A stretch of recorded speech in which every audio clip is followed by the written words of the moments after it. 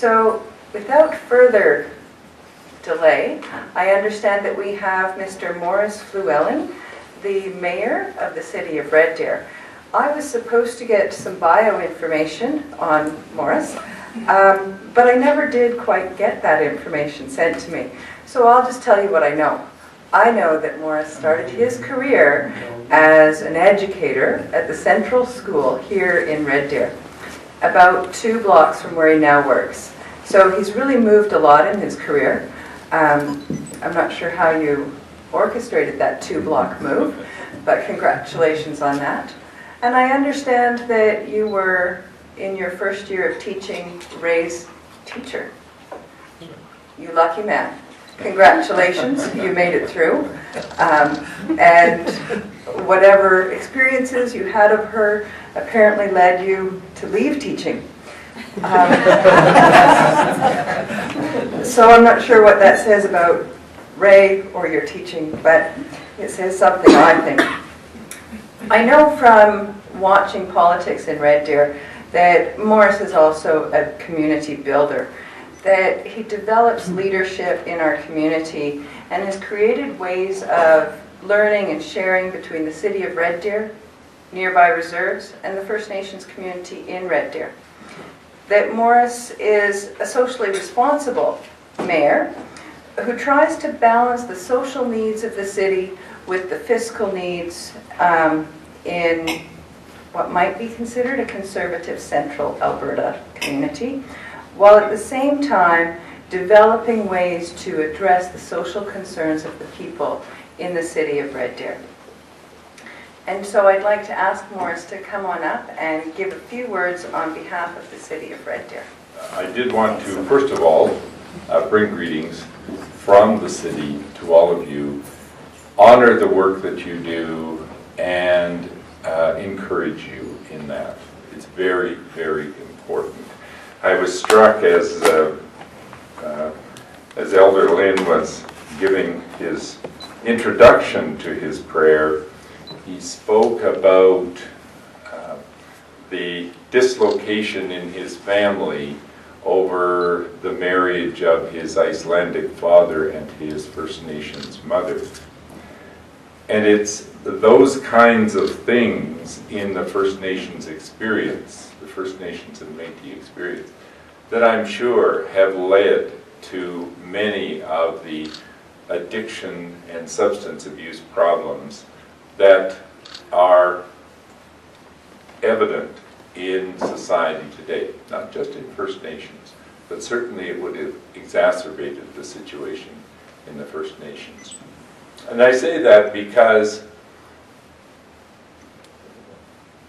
one of the strengths that I draw in doing the work that I do and the life that I lead is to honor my predecessors.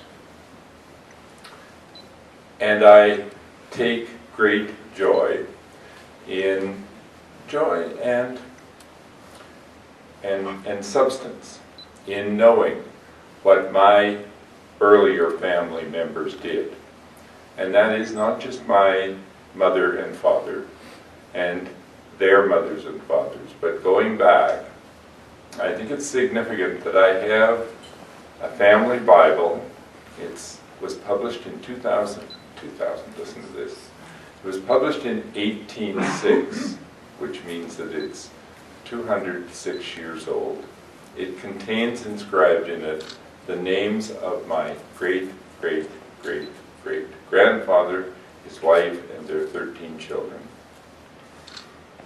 And in the 7 generations since that time, I have been able to trace and record and find it fascinating to know what people in my family have done.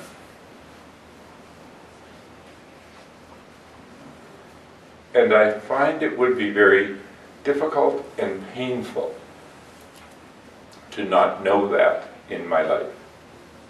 And so when we talk about the dislocation by law or by custom and practice that the First Nations people have endured, I always think about that, because to me it is really significant that we really stand on the shoulders of the people who went before.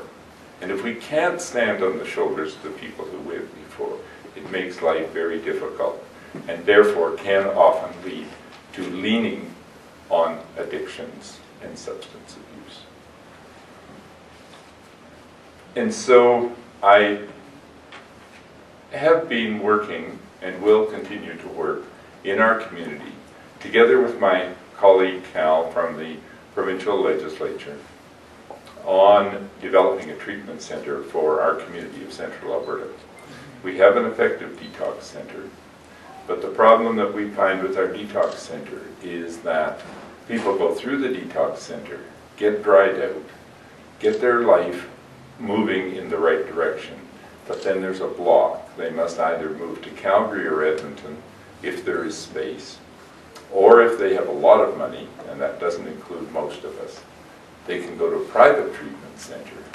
But more often than not, after going through the drying out process and whatever substance they were using, they then fall back into reusing, simply because there is no place for the treatment center to help lift them above. And so I think it's critical that we all work together.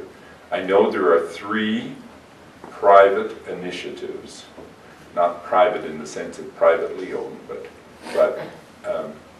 3 separate initiatives in our community where people are trying to pull together the resources that are necessary for a treatment center. And so one of the things that I'm doing is I'm calling together those 3 groups, because there's no use 3 groups working in competition with one another. We might as well all work together. And we will work together, as I said, with our 2 MLAs for Red Deer and those in the region to see what we can do in terms of developing a treatment center. And I think that's a goal that we all need to focus on, and for this group to help assist and to pray forward that we have in the next little while the development of a treatment center for Central Alberta, and a treatment center that would deal with children, youth, and adults. So with that, I want to wish you every success in your conference today, and wish I could stay with you for some of the dialogue and discussion. Finally, to bring those good wishes from my colleagues on council. So thank you very much.